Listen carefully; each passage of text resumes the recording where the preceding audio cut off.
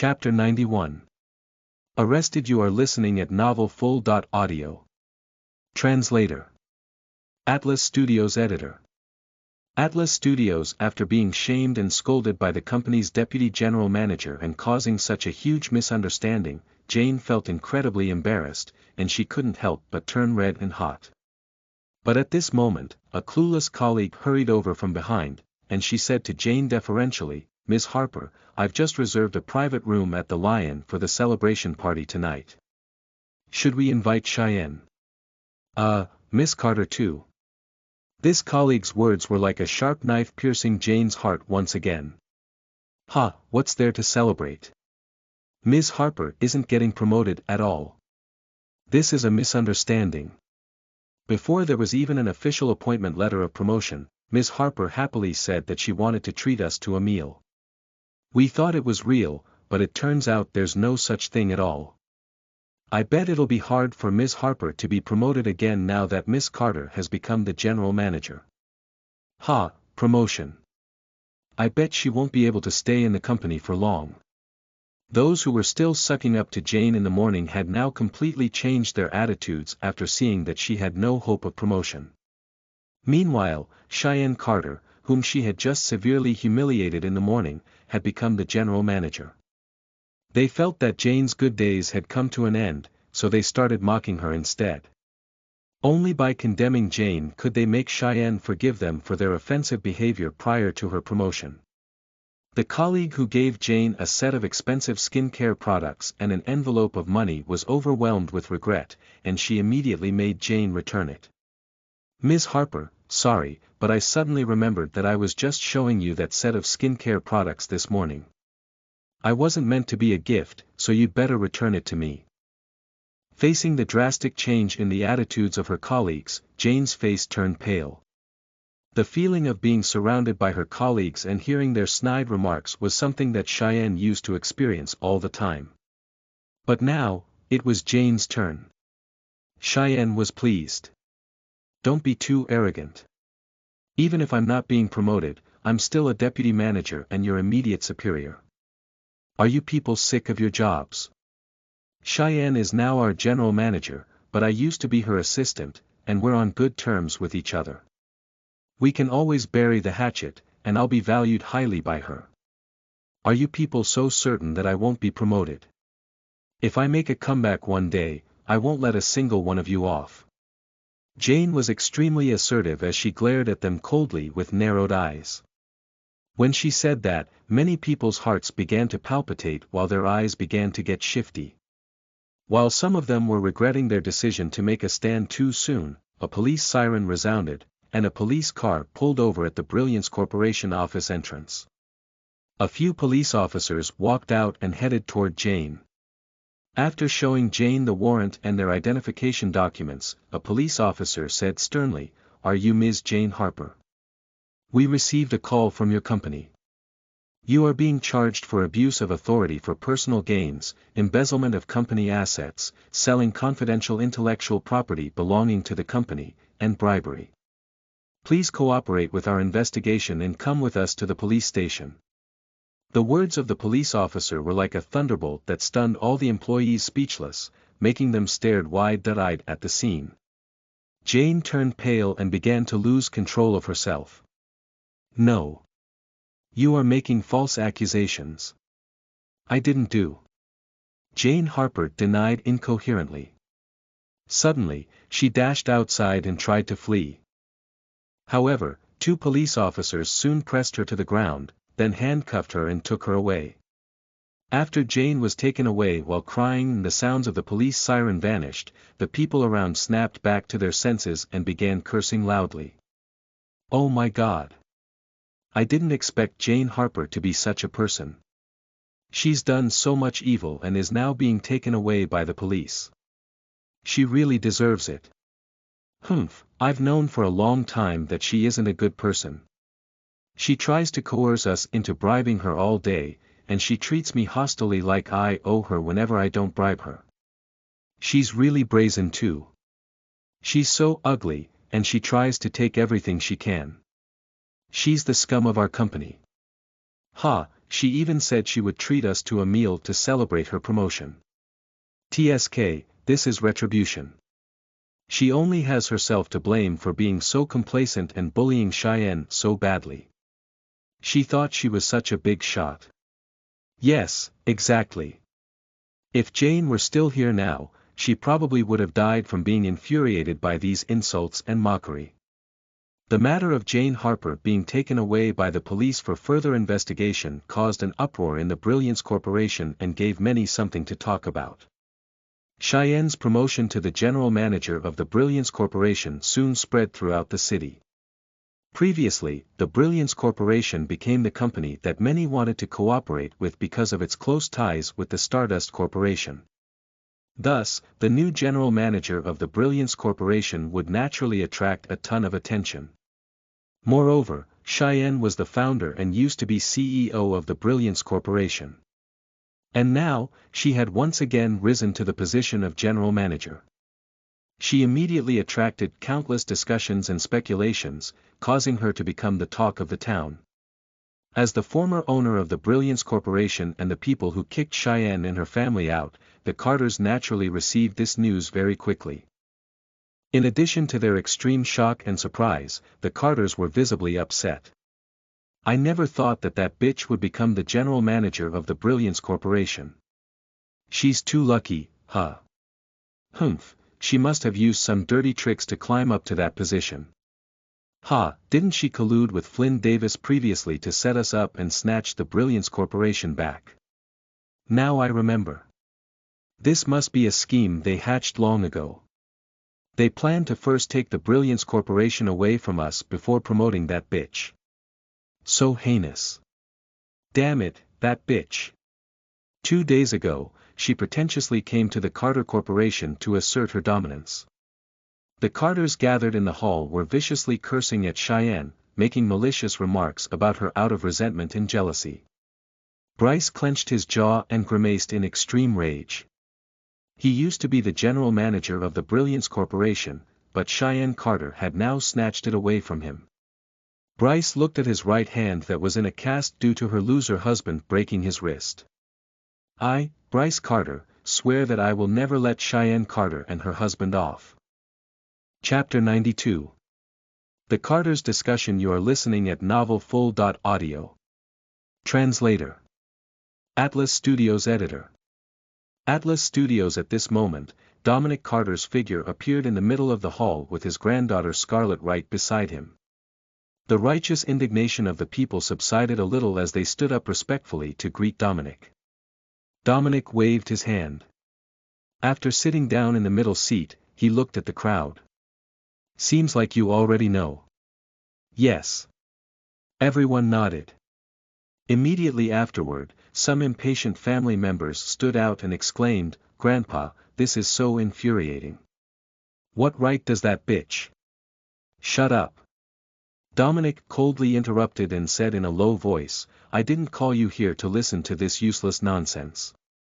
The truth now is that Cheyenne Carter has already become the general manager of the Brilliance Corporation. Do you guys have anything to say about this? I want to hear something constructive." Dominic's last sentence made many people who wanted to stand up and express their opinions retreat silently. Constructive things. What kind of constructive thing can we say? Surely, he's not expecting us to go snatch the Brilliance Corporation back from Cheyenne Carter and hand it over to him, right? Bryce, tell us what you think, Dominic suddenly said to Bryce. Being the first to be named, Bryce raised his head angrily with a resentful look on his face that hadn't faded yet. "Grandpa, I think there's definitely something wrong with Cheyenne Carter." Dominic Carter frowned. "Tell us what issues there are." Bryce stood up. Previously, Cheyenne Carter and Flynn Davis colluded to snatch the Brilliance Corporation away from us under the pretext of us breaching the contract. I doubt anyone would believe that they weren't in cahoots. In any case, let's put this matter aside. Let's talk about the latter matter. All the Carters have been chased out of the Brilliance Corporation, while Cheyenne is the only one left. That's enough to show that she's still involved with the C-suites of the Brilliance Corporation, or even the Stardust Corporation. According to the information I found out, Cheyenne Carter was slapped hard on her face by Jane Harper, her former assistant and a deputy manager of the business department. She even had hot water splashed onto her, so it's safe to say she was in a miserable state. This was something that Dominic hadn't heard before. With glistening eyes, Dominic asked, what happened later? Later, the Brilliance Corporation allegedly spread the news that there would be a new general manager soon. In the afternoon, Cheyenne was suddenly appointed as the general manager of the Brilliance Corporation, while Jane Harper, who had bullied her, was handcuffed and brought away by the police in front of everyone. Bryce's words were indeed insider news that many of the Carters hadn't heard before. All of a sudden, they were all ears. At this moment, Scarlett, who was standing beside Dominic, suddenly spoke up. I know. This must be because Cheyenne Carter and one of the senior executives of the Stardust Corporation have long been in an illicit relationship, but something happened later. Maybe she disobeyed, so he forced her to comply by bullying her. So today, she couldn't tolerate it any longer and made another deal with that person to regain her position as the general manager. That former assistant who offended her was naturally accused and then arrested. Although Scarlett's imagination was dark and vulgar, it was still somewhat logical. And her words immediately made all the Carters present believe that it was the truth. Dominic nodded in approval. It seems the truth is just as Bryce and Scarlett have said. However, no matter what means Cheyenne used to rise to the top, she is now the general manager of the Brilliance Corporation, and we can't let go of this opportunity for nothing. As long as she is still carrying our last name, she must make some contribution to the Carters. Everyone seemed to approve, and they immediately found it a pity that Dominic had kicked Cheyenne and her family out previously. Otherwise, they would have been able to directly ask Cheyenne to return the Brilliance Corporation to the Carters. Even if the Stardust Group didn't allow it, they would still be able to get the Brilliance Corporation from her and let Cheyenne be the general manager in name. Unfortunately, Cheyenne was no longer a member of the Carter family, so she definitely wouldn't be that obedient and compliant. The Carters sighed in their hearts. Dominic looked at Bryce. Bryce, when Cheyenne came over a few days ago, didn't she say she wanted to cooperate with the Carters on behalf of the Brilliance Corporation? Now that she has become the general manager herself, she must hold greater authority. Go look for her and talk to her about our cooperation with the Brooks. Me. Bryce was stunned. But he immediately raised his arm in the cast and rejected, no, Grandpa. Cheyenne hates me to the core. If I go to her, she'll definitely treat me harshly. Dominic's face turned dark. Does your pride matter more than the family's future? Speaking of which, if it weren't for you, I wouldn't have disowned Cheyenne and her family. Since you offended her prior to this, you have to beg for her forgiveness now. Only when she forgives you will it be possible to bring benefits to the Carters again. Do you understand? Bryce immediately had a bitter expression. It was obvious what Dominic meant. In fact, he even blamed the disowning of Cheyenne and her family on Bryce. He wants Cheyenne Carter to come back while undermining me. Bryce was full of displeasure, but he didn't know what to say to retort against him. He could only exclaim, I won't go. You're rebelling. Angered by his words, Dominic pointed at Bryce and berated, throwing a tantrum. Do you think you're a child? Bryce Carter, I'm telling you, you have to make this trip even if you don't want to. Otherwise, don't think of coming back again. After saying that, Dominic waved his sleeve and left. Everyone in the hall looked at Bryce with a hypocritical smile. Bryce, just bear with it for the sake of the family. Yes, we will all remember your contribution to the family. Even if that woman comes back, you are still the only successor in our hearts. Yes, Bryce, press on. Bryce could tell the insincerity in their hypocritical and meaningless words. They all wanted that bitch Cheyenne to come back. Get lost.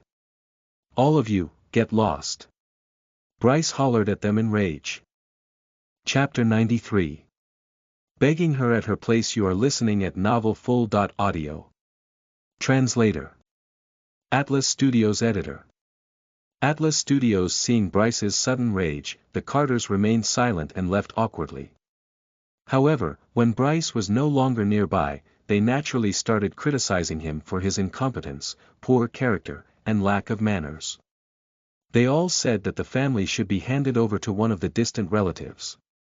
In the empty hall of the Carter home, only Bryce and his mother, Sarah Hadley, remained. Holding on to Bryce's shoulder, Sarah said heartbrokenly, "My son. It's been hard on you. Since your grandfather told you to go look for Cheyenne Carter, do it." Bryce broke free from her and yelled, "Mom, you are my mother. Are you going to force me to go look for that bitch and bow down to her to ask her to come back too? What about my feelings? Do you care about my feelings at all?" Bryce's eyes were red. Making him apologize to Cheyenne was akin to stepping on his dignity. It was a massive insult. Feeling heartbroken, Sarah looked at Bryce.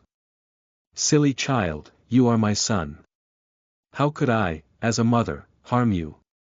However, you're the only direct heir of the Carters, and the person who will inherit the family's legacy is you. As the head of the family, you have to learn to be patient. Look at your grandfather. Do you think he really wants to go back on his word and get that bitch to come back again even though he already kicked her out? But given the current situation, your grandfather has no choice but to bear with it. Do you think your grandfather is impressed by that bitch? No, he just wants to make use of her to create value for the Carters. Once she loses her value, your grandfather will immediately toss her aside. Everything that belongs to the Carters will only belong to you in the end. So what's the big deal about bearing with this grievance for a while?" After Bryce listened to her words, his eyes suddenly lit up as he came to a sudden realization. At the same time, he was full of vigor. "Yes, Mom, I know. Okay, I'll go look for Cheyenne now. Even if she hits me and scolds me, I'll definitely bear with it." It was currently already evening. Lucas had driven Cheyenne and Amelia back to Cheyenne's home and stayed behind as well. Although Karen would still mock him from time to time, Lucas simply ignored her and didn't take it to heart. In fact, he would even give her some expensive gifts sometimes, which made her stop making malicious remarks. William wasn't at home as usual. Lucas didn't know what he was doing these days, as he would come home late every day. Thus, Karen, Cheyenne, Charlotte, Amelia, and Lucas were the only ones at the dinner table. They had just begun eating when they heard knocking on the door outside the courtyard. "Who's there?" Karen muttered with a frown, displeased at being interrupted while eating. Lucas put down his cutlery. "I'll go take a look." As soon as he opened the courtyard door, he saw Bryce carrying a gift box and with an extremely unnatural smile that he was obviously forcing himself to put on. "Uncle." As soon as Bryce spoke, he realized that something was wrong. The person standing at the door was Lucas Gray. Bryce's wrist in the cast began to ache even more. "What are you doing here?" Lucas raised his eyebrows and retorted, "My wife and child live here. Why can't I be here?" Bryce walked back into the yard. "Move aside. I need to see Cheyenne Carter for something." However, Lucas insisted on standing at the door and blocking Bryce from entering. "Cheyenne is now the general manager of the Brilliance Corporation. Not everyone is qualified to see her." Lucas slammed the door shut. The door almost hit Bryce's nose, and he was so infuriated that he almost wanted to curse out loud. But at the thought of his agenda and his mother's admonishments, he took a deep breath and curbed his anger. Damn it. He's just alive.in son.in.law. What's he being so smug for? When Cheyenne dumps him one day, I'll see what he has to say about qualification. Seeing Lucas return alone, Cheyenne asked, "Who's outside?" "Bryce Carter," Lucas answered without hiding anything. Cheyenne and Karen looked at Lucas in shock. "Why is he here?" Lucas said indifferently, "I guess he's looking for you for something. Previously, you were kind enough to bring the Carters a cooperation agreement, but they made fools of themselves and chose to decline. Now that you're the general manager of the Brilliance Corporation, they naturally want to come to you again to talk about cooperation or something else that's beneficial to the Carters. He had long seen through the Carters' condescending, snobbish, and mercenary characters. What? Cheyenne, you've become the general manager of the Brilliance Corporation. When did that happen? Why didn't you tell me? Karen looked at Cheyenne in disbelief. Charlotte looked at Cheyenne gleefully. Cheyenne, you're amazing. You actually became the general manager of the Brilliance Corporation again so soon.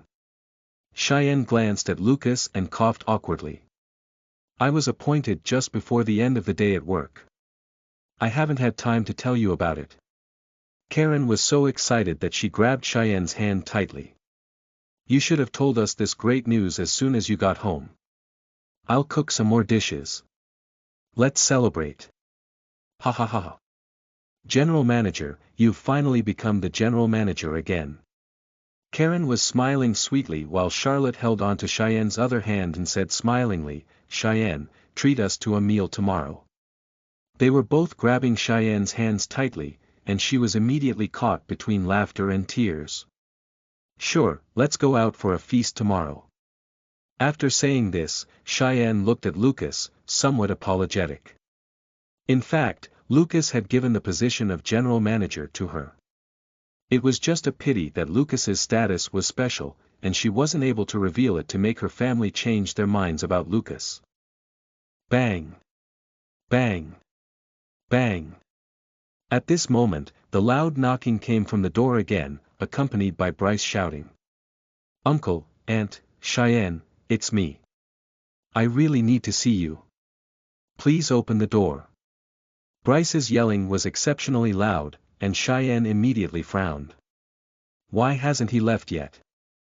Karen and Charlotte also hated Bryce and didn't want to see him at all. Lucas frowned.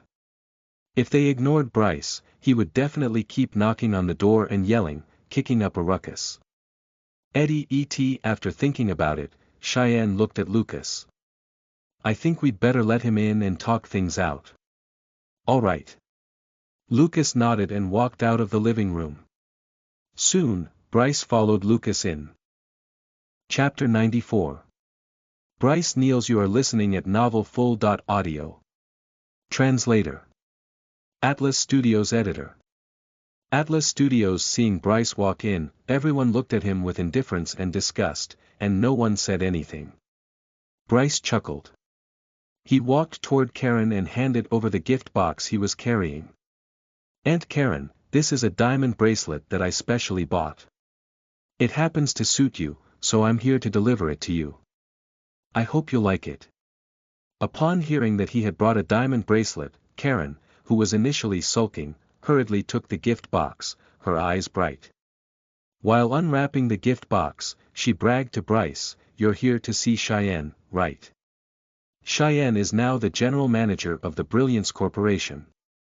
Feeling as though his chest had been stabbed, he gritted his teeth and quickly said, Yes, I also happen to hear the good news, so I'm here to congratulate Cheyenne. Cheyenne humphed coldly, not believing that Bryce was genuinely happy for her. As expected, Bryce added, I'm also here to relay Grandpa's goodwill. He said that he made his previous decision too hastily, so he would like to have you guys return to the Carters. The large family villa is ready for you.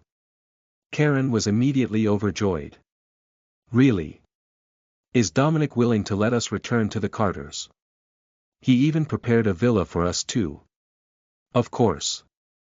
Grandpa even. Cheyenne couldn't stand listening to it anymore and interrupted him. Since the Carters have driven us out, there's no need for us to go back. You don't need to try cajoling us with those words either. Just tell me directly. What is the purpose of your visit? Bryce smiled ingratiatingly. Cheyenne, we're family. Is there a need for this? Let's let bygones be bygones and start afresh, all right. Cheyenne sneered.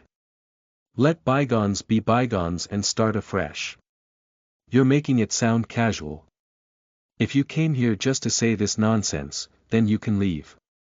I have nothing to say to you. She stood up. Bryce hurriedly stepped in front of Cheyenne. Also, didn't you say previously that the Brilliance Corporation wants to cooperate with the Carter Corporation? Now that you're the general manager, shouldn't you put the cooperation on the agenda sooner? Cheyenne figured it out. Bryce's purpose in visiting was indeed as Lucas guessed. Bryce was here to talk about cooperation, and perhaps he would even ask for more benefits for the Carters since Cheyenne was now the general manager. Cheyenne looked at Bryce with derision.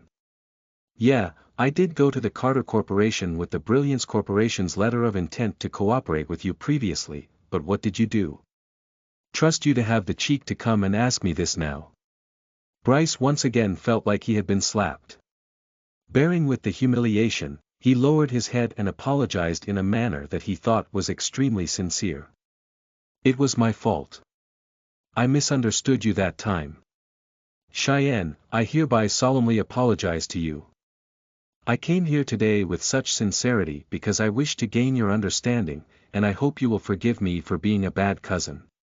You can hit me and scold me all you want. I just hope you can give the Carters another chance. Lucas watched Bryce pretend and stayed silent.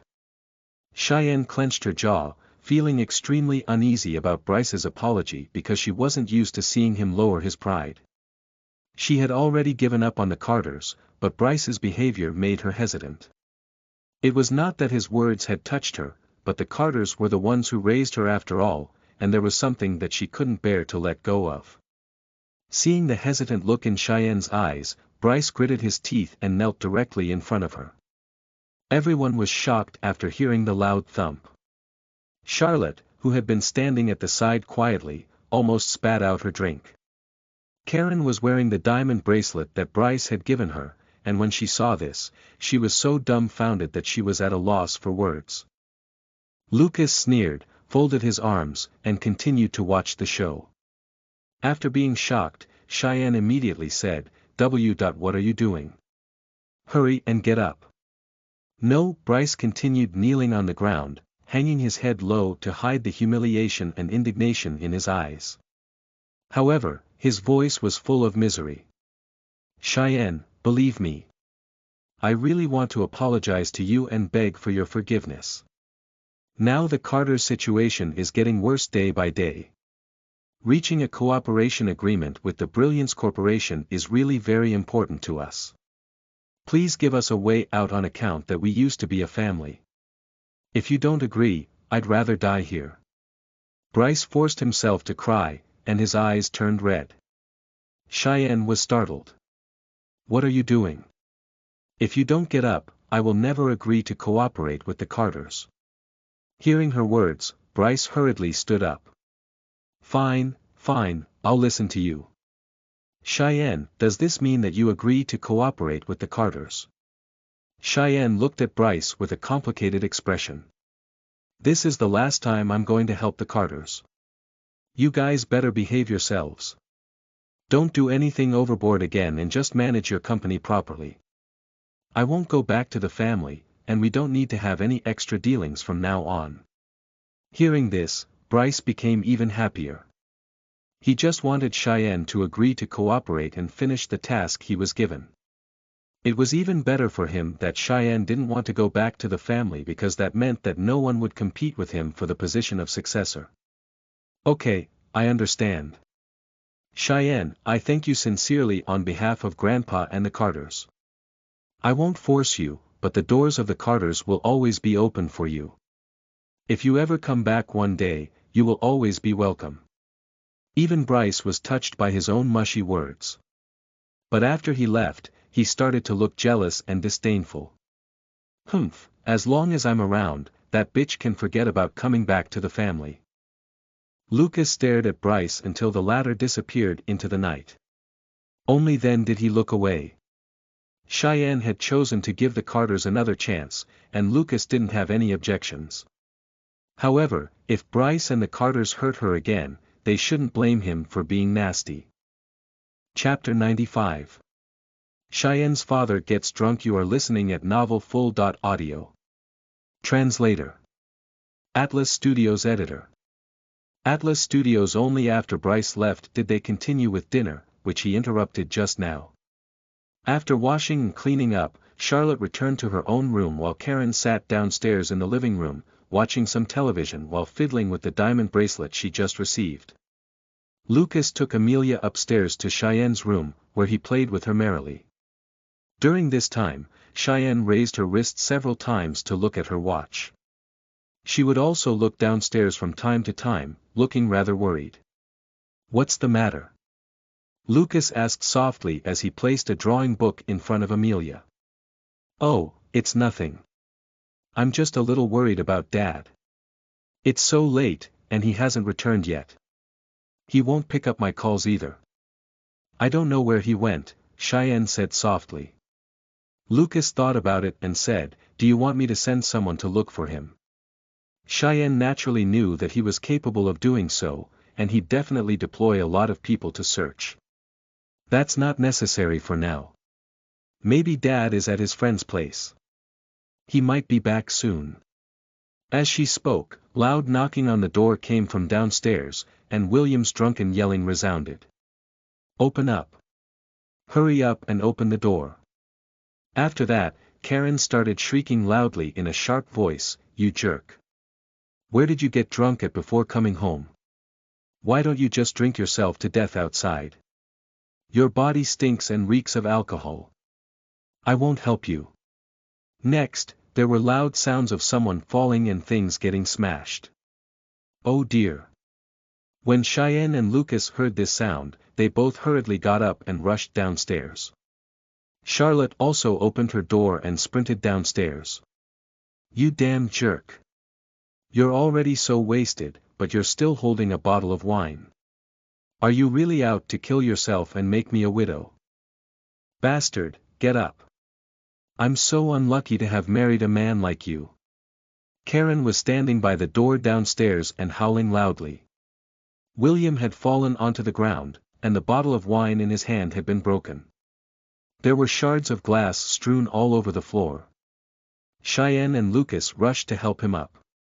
Cheyenne tried to get the remaining half bottle of wine from William. But he suddenly waved the bottle in his hand and clamored, I'm not drunk. One more bottle." The sharp bottle almost cut Cheyenne's hand. "Watch out." Lucas called out as he reached out to clamp down on William's wrist, immediately making him let go of the bottle of wine that he was gripping tightly.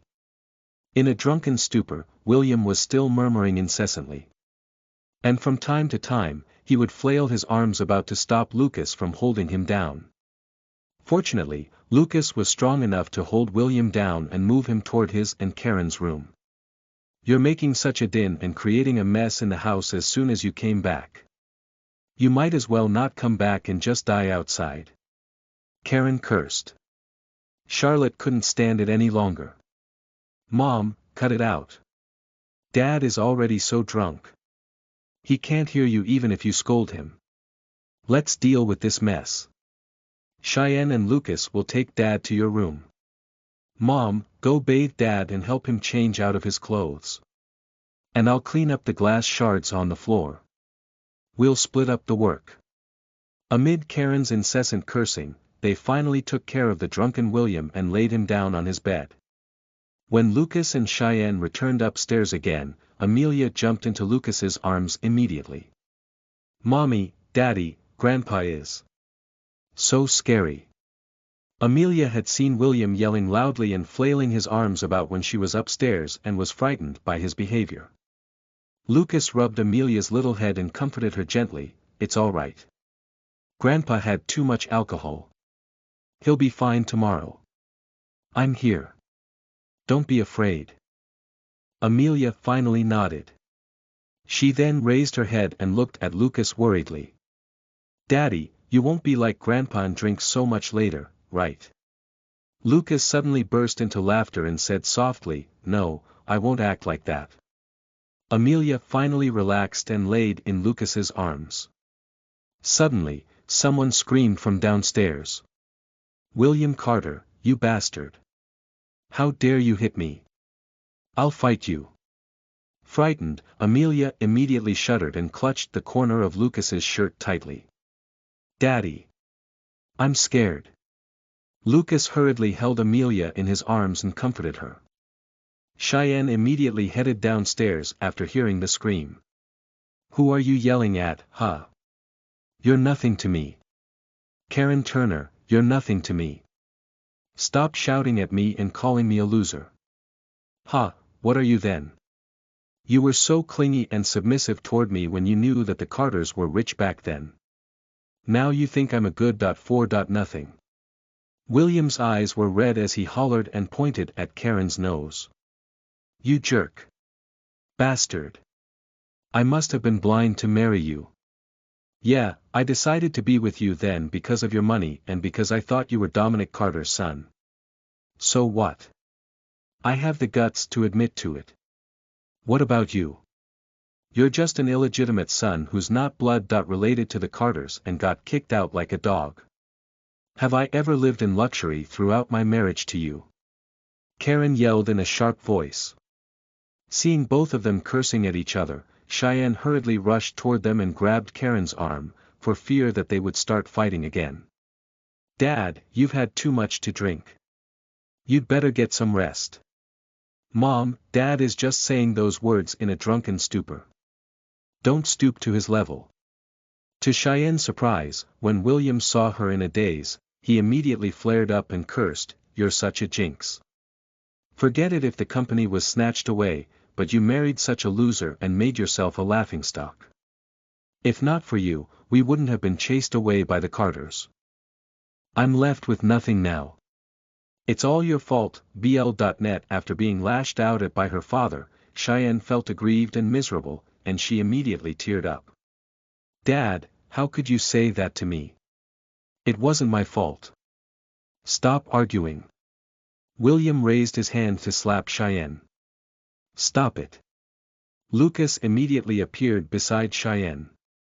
He grabbed William's wrist and glared at him. "No one is allowed to hit her, including you."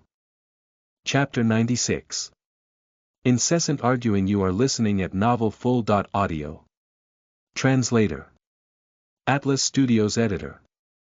Atlas Studios. Lucas's shouting and the pain in his wrist instantly made William sober up as he shrieked.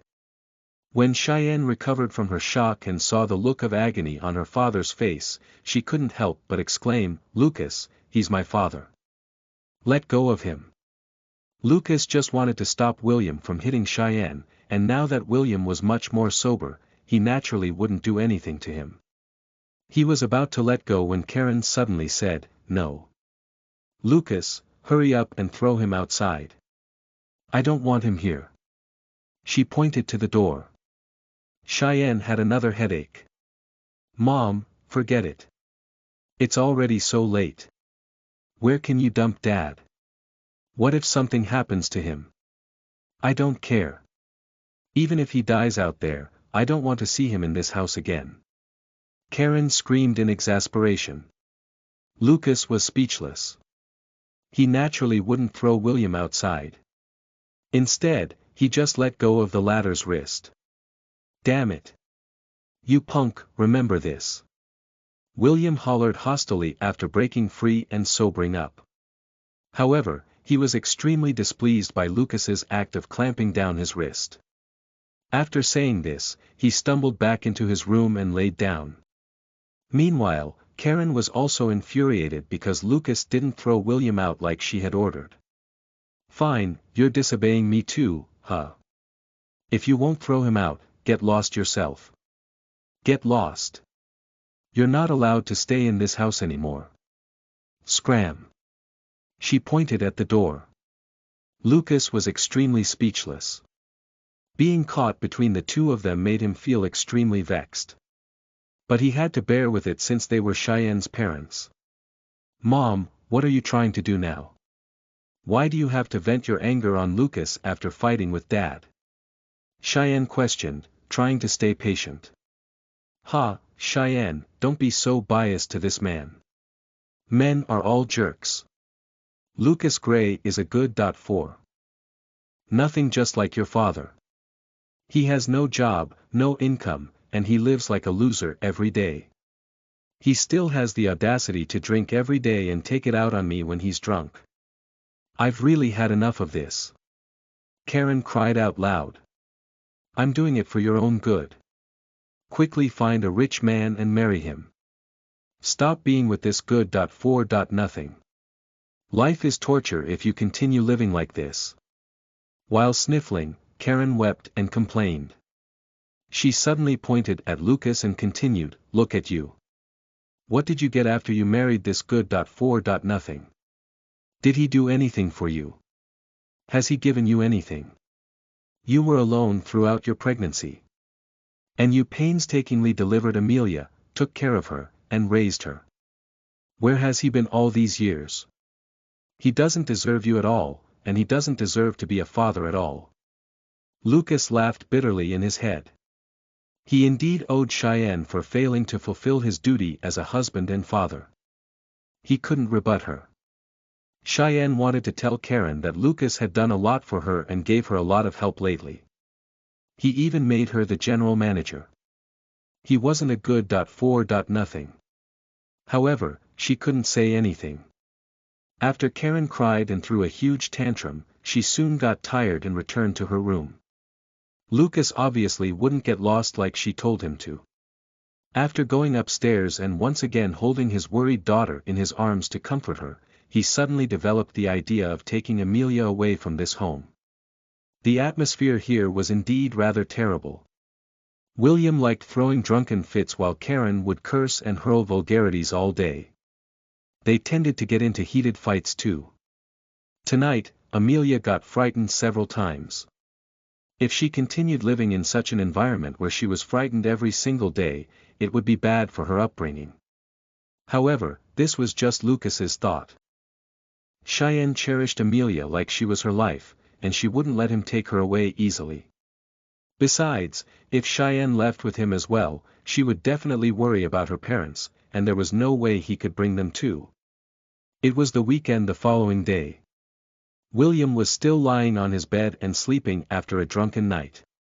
As soon as Karen saw Lucas, she recalled that he had disobeyed her last night and pulled a long face again, treating him with hostility. Karen stopped sulking only when Cheyenne said that she would take all of them out for a feast in the afternoon while Charlotte said some nice things in between. Soon, it was noon. Cheyenne had long booked a private room at the Hera Hotel. They were all dressed to the nines and ready to go. But they suddenly discovered that William had left the house again, and they didn't know where he went. I'll give Dad a call, Cheyenne said. Karen barked furiously, what for? Since he likes going out and wandering about, leave him be. Don't ask him to come along.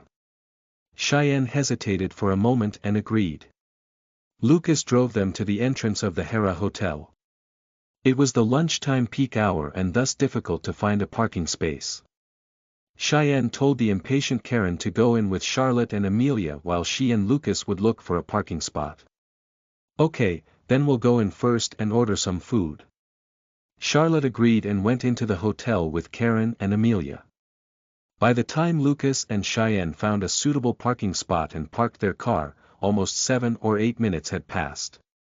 Just as they were entering the hotel, they heard a familiar voice coming from behind. Hey, isn't that Cheyenne? Lucas and Cheyenne turned around and looked over, only to see Aston Brooke and Scarlett Wright walking over. Lucas frowned slightly while Cheyenne nodded with barely any expression.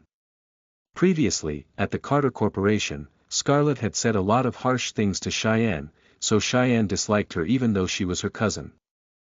Scarlett, are they your friends? Aston's eyes lit up as soon as he saw Cheyenne, but he deliberately pretended not to know who they were. Seeing that Aston seemed to have forgotten about meeting Cheyenne, Scarlett was obviously pleased. She laughed. She's my cousin, Cheyenne Carter. She has just been appointed the general manager of the Brilliance Corporation. The one next to her is her live-dying husband. Aston's eyes glistened. She's become the general manager of the Brilliance Corporation. That's even better. Chapter 97. Uninvited guests, you are listening at novelfull.audio. Translator. Atlas Studios editor. Atlas Studios. With a gentlemanly smile, Aston walked up to Cheyenne and held his hand out politely. It's a pleasure to meet you, Miss Carter. I am Aston Brooke from L.A., and my father is the general manager of the Solar Corporation, Sean Brooke. Have you ever heard of us? Aston's smile was reserved and conceited. After all, the Brooke family was a top family with great fame and reputation. However, Cheyenne said indifferently, I'm ignorant. I've never heard of you and your father. With that, she ignored Aston's attempt to shake her hand and turned around to enter the hotel. Aston's hand was left hanging in mid-air, and he looked extremely embarrassed. Lucas looked at him coldly and entered with Cheyenne. After meeting twice, Lucas noticed there was strong desire and ambitiousness in Aston Brooke's gaze when he looked at Cheyenne. He had previously instructed Flynn Davis not to let any of the Brooks' businesses appear in Orange County. But now it seemed that they were still moving about in Orange County happily. Seeing the way Cheyenne and Lucas were ignoring Aston, Scarlett was overwhelmed with fury. Aston, they were bored. How dare they ignore you? I must teach her a lesson. Just as she was about to rush toward Cheyenne, Aston grabbed her wrist to stop her. Wait. Don't provoke her. Scarlett suddenly pouted and said angrily, Aston, you're defending that bitch Cheyenne Carter. You don't have a crush on her, do you? I've told you, this woman got to her current position through dirty means. He took her hand and laughed. Why would I have a crush on her? I just thought that you should still be polite to her since she's now the general manager of the Brilliance Corporation and your cousin too. You're the only one I adore. Aren't you clear about how I've been treating you the past few days? As he spoke, Aston pinched Scarlett's waist flirtatiously. Ah, you're so annoying. We're outside.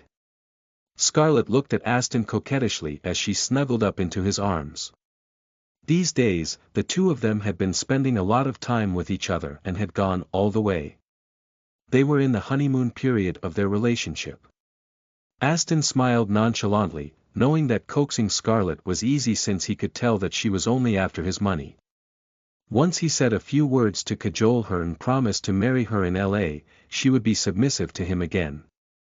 Aston was an expert at romance, and he had long mastered this skill. Soon, he entered the hotel with Scarlett in his arms. At this moment, Lucas and Cheyenne had already met up with Karen, Charlotte, and Amelia in the private room. Apart from William, everyone was here. As soon as they entered, Amelia pounced on them and happily held their hands as she led them to their seats. Pretending to be jealous, Charlotte teased with pouted lips, Amelia, you're so naughty.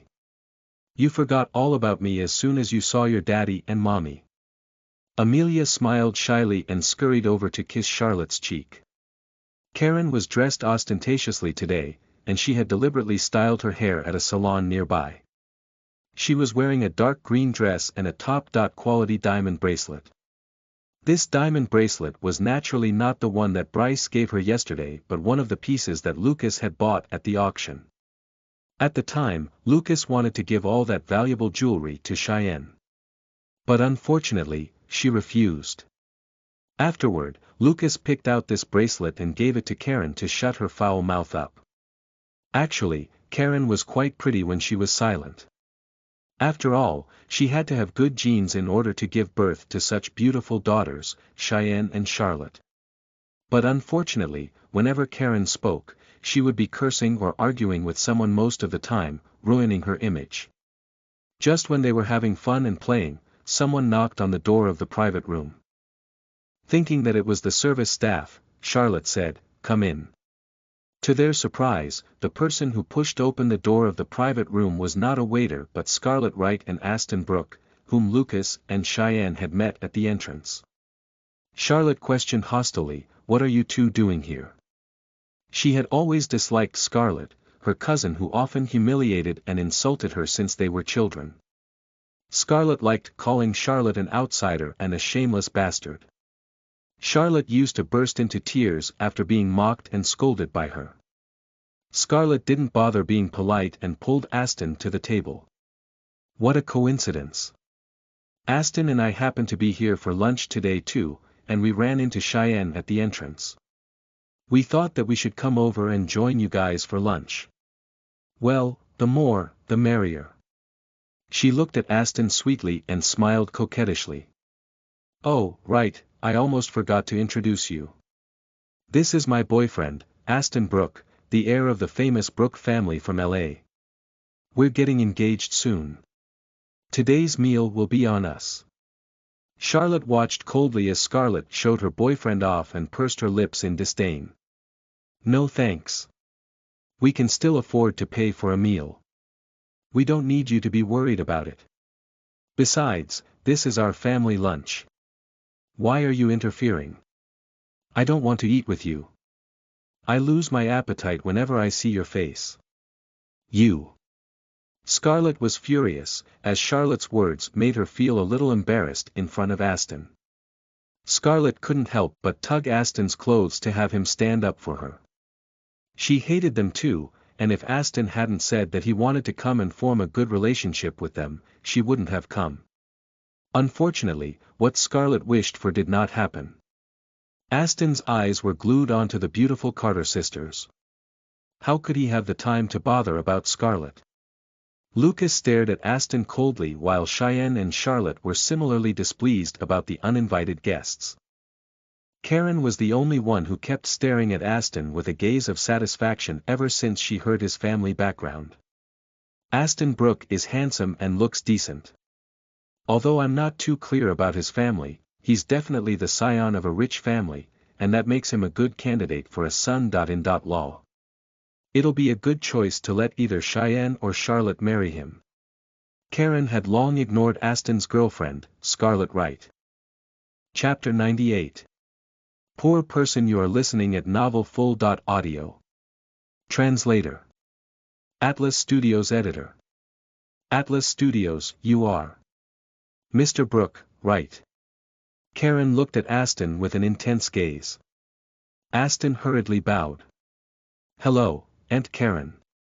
You can just call me Aston. Aston's action made Karen's heart flutter with joy. Look, what a good choice for a son-in-law. He's so polite, modest, and addresses me so dearly. He must have asked around about us, and he's probably already taken a liking to my daughter. However, if Karen knew that Aston knew her only because Scarlett always referred to her as Karen the Shrew whenever she cursed at their family in front of him, she would probably look a lot less gratified. The more Karen looked at Aston, the more pleased she was with him. She pointed at a chair in front of her. Okay, I won't stand on ceremony then. Aston, come have a seat. I'll be imposing on everyone then, Aston said politely as he pulled Scarlett to sit down on the chair beside him. Seeing this scene, Charlotte was furious. Mom, this is a family meal to celebrate Cheyenne's promotion to general manager. Why are you letting them stay? Karen poked Charlotte's forehead and chided, you stupid girl. Looking at Charlotte's displeased face, Karen couldn't say anything more and simply said with a smile, we're all relatives. There's nothing wrong with having a meal together. Besides, since it's a celebration, the more, the merrier. Charlotte was already extremely upset. But since they already sat down, she couldn't chase them away and could only stay in her seat furiously. Karen could no longer bother to appease her daughter. She simply stared at Aston and kept bombarding him with questions about his age, marital status, family, etc. Beside him, Scarlett immediately sulked. Even a fool could tell what Karen's intentions were. She had already introduced Aston as her boyfriend just now, yet Karen was still doing this. Does she think I'm non-existent? Scarlett was furious. She was about to lose her temper and throw a fit, but Aston squeezed her fingers under the table to hint her not to do anything. Scarlett endured her anger. Charlotte wasn't a fool either, and she had already figured out what her mother was trying to do. To be honest, Charlotte didn't have a good impression of Aston Brooke at all. Although he looked polite, he had been gawking at Cheyenne ever since he entered, which was to Cheyenne's repulsion. She could tell at a glance that he was a flirtatious person. Even if he weren't Scarlett's boyfriend, Charlotte wouldn't want to date him, as she wasn't attracted to him at all. Enough, Mom. What are you asking so many questions for? What does it matter to us what someone's boyfriend's family is like? Charlotte interjected in displeasure. Leave me be. Why can't I even ask? Karen rolled her eyes at Charlotte. She muttered softly, it is still uncertain whose son-in-law he will be in the future. Scarlett had a sharp sense of hearing and immediately lost it when she heard these words. She stood up abruptly and said to Karen hostilely, don't think I don't know what thoughts you're harboring. Aunt Karen, he is my boyfriend. Will you please respect yourself? Hey, I'm your aunt. Is that the tone you should have when you're talking to me? You're so rude. How did your mother teach you? You don't know how to respect your elders at all. After you get married in the future, how will you respect your elders? If I were Aston, I would have dumped you a long time ago. Karen had never lost an argument before. Besides, her daughter was now the general manager of the Brilliance Corporation, so she definitely wouldn't take a little girl like Scarlett seriously. Scarlett was so furious that her face flushed red, and she wished she could scratch Karen's detestable face with her hands. However, Karen's family was here, and she wouldn't have it easy if she hit or scolded her. She could only grab Aston's arm and exclaim aggrievedly, Aston, I can't stand it anymore. They're being bullies. Let's go. However, Aston shook off her hand and said with a frown, it's true that you were wrong just now. Hurry up and apologize to Aunt Karen. What? You want me to apologize? Scarlett gaped in disbelief. Why should I apologize? She knows you're my boyfriend, but she kept asking those questions. She's the shameless one who's trying to sow discord between me and my boyfriend. What did I do wrong? Smack. He slapped her hard on the face. Scarlett cocked her head to the side and covered her face while looking at Aston in astonishment. You actually hit me. Aston looked at Scarlett coldly. You were rude to your elder, but you're still unrepentant. You really disappoint me too much. The wife I want to marry will never be someone like you who doesn't know how to behave properly. Let's break up and never have anything to do with each other from now on. Scarlett trembled and immediately burst into tears as she stared at Aston in disbelief. You actually want to break up with me? These days, Aston had been very nice to her, and in fact, when they were at the door just now, they had even talked about marriage. However, she never would have thought that he would actually hit her and even break up with her just because of a small argument. Yes. Aunt Karen is right. She's your aunt, but you were so disrespectful to her. You won't respect my family's elders if you marry me in the future.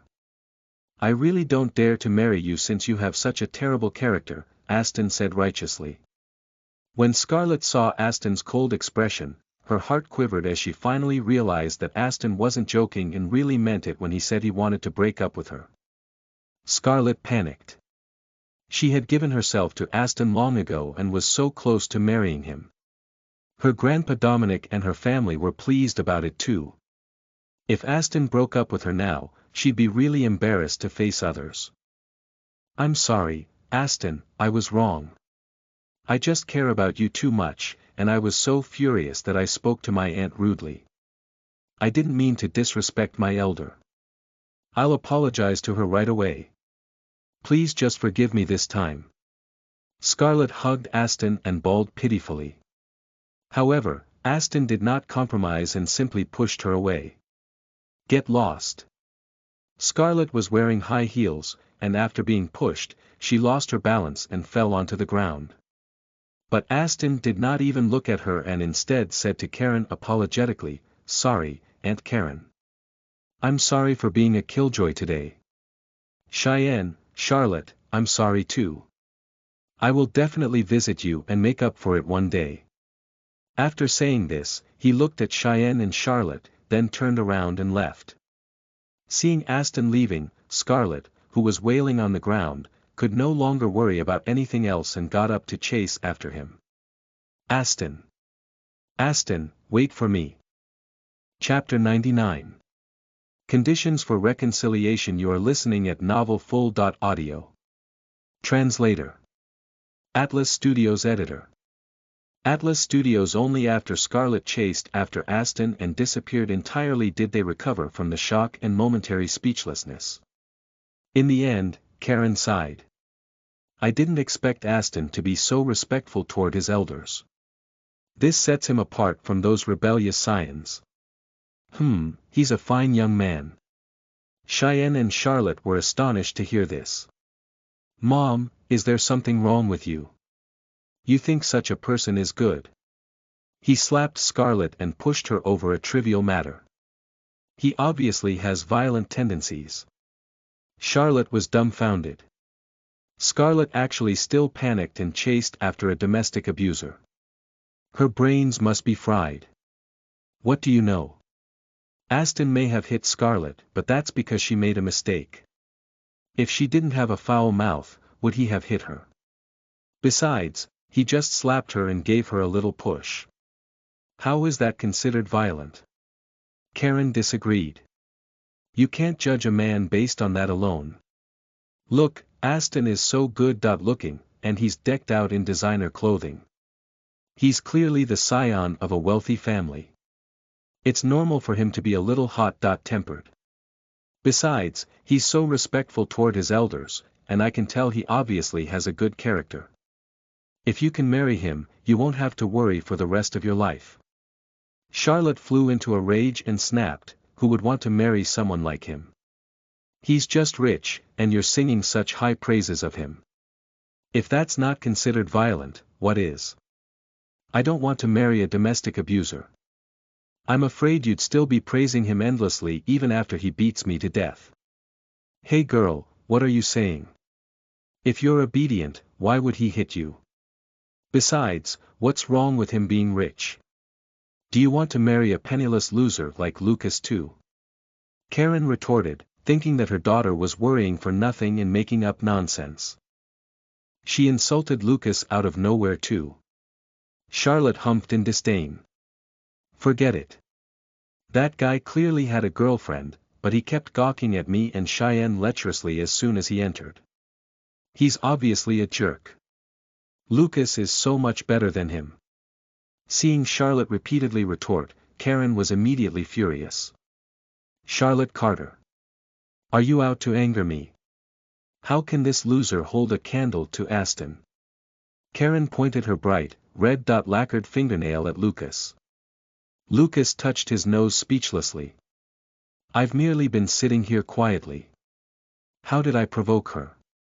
His family is rich, that's all. How can that scoundrel compare to Lucas? Charlotte retorted indignantly. In terms of looks and height, Lucas trumps him. In terms of meticulousness, Lucas is way better because he helps Cheyenne to the food and pours her water. That man simply sat there and waited for Scarlett to serve him. In terms of character, Lucas is obviously far better than him. Lucas never ogles other girls.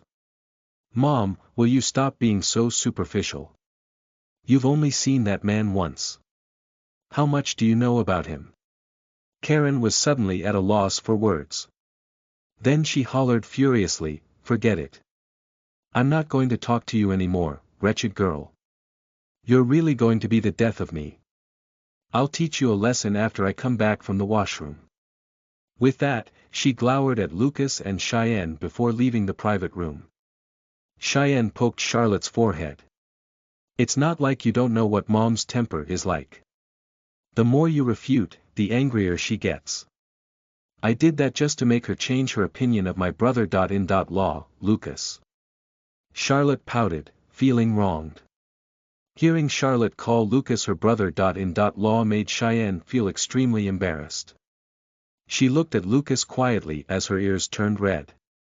I know you have good intentions, but by doing this, you're only going to make Mom pick on Lucas even more. Huh? Seriously? What should we do then? Charlotte was immediately nervous. Forget it. When Mom comes back later, don't say much to her. If she says anything that irks you, just pretend you didn't hear it, Cheyenne said, feeling helpless. Meanwhile, Scarlett kept running after Aston, all the way to the parking lot. She only caught up to him when he reached his car. Aston, don't break up with me, okay? I'll make up for my mistakes immediately. I really will. Please give me another chance. I don't want to break up with you. Scarlett was weeping so badly that her makeup smudged. With a trace of disgust, Aston suddenly thought of something and smiled. You don't want to break up? Sure. But from now on, you have to do whatever I want you to. Otherwise, you can get lost now. Hearing that there was still a chance, Scarlett nodded profusely. Okay. I promise I'll obey you from now on and do whatever you tell me to do. Really? Don't just pay lip service and forget your promise today when I tell you what to do in the future. He looked at her skeptically. No, no, no, I can swear. I'm willing to do whatever you say. She hurriedly promised, fearing that he wouldn't believe her. You don't have to swear. No one will believe such things. I'll let you do one thing now. If you can do it, I will believe that you're sincere. A peculiar smile appeared on his face. Scarlett frantically nodded in agreement. Okay, Aston. I'll definitely try my best to do whatever you tell me to. Okay, in this case, I want you to get either Charlotte Carter or Cheyenne Carter into my bed, Aston said slowly. What? Scarlett was stunned, not expecting him to make this request. How could she get another woman into her boyfriend's bed? She couldn't even tolerate it when Karen tried to sow discord between her and him just now. How could she be willing to get another woman to get intimate with him? Moreover, his request broke her heart. Scarlett was suddenly overwhelmed with complicated emotions. What? You can't even do that. You were lying when you made that promise to me just now then. In that case, we have nothing more to say to each other. Aston sneered and reached out to open the car door. No. Wait. Scarlett grabbed his wrist with a look of panic. If she agreed, she would still be Aston Brooks' girlfriend, and she might get to marry him in the future.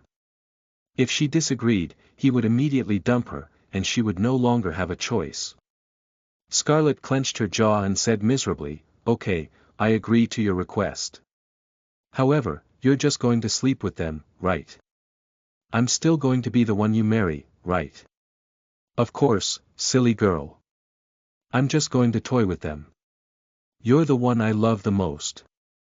Aston smiled gently as he touched Scarlett's hair.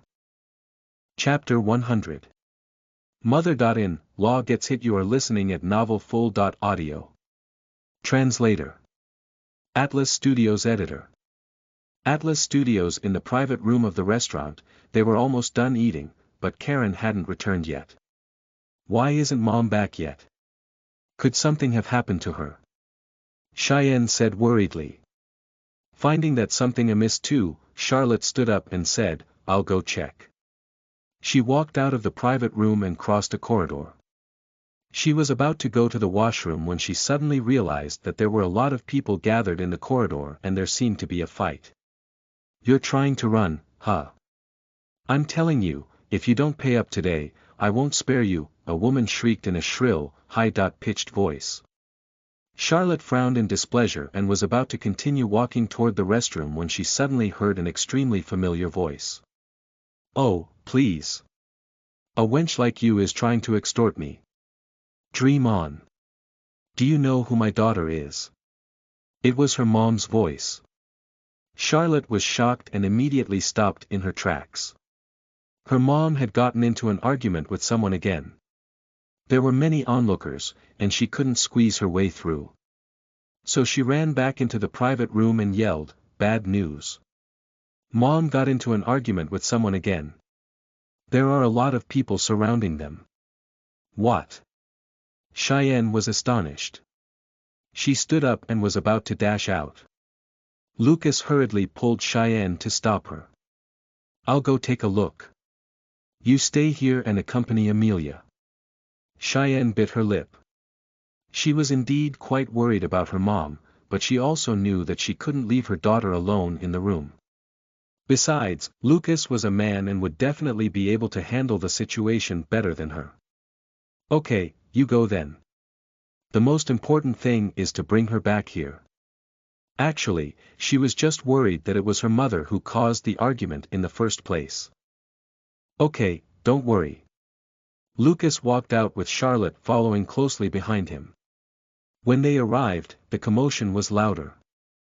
After Lucas squeezed through the crowd with Charlotte, they saw a chubby woman raising her hand and slapping Karen on her face. "Oh my God!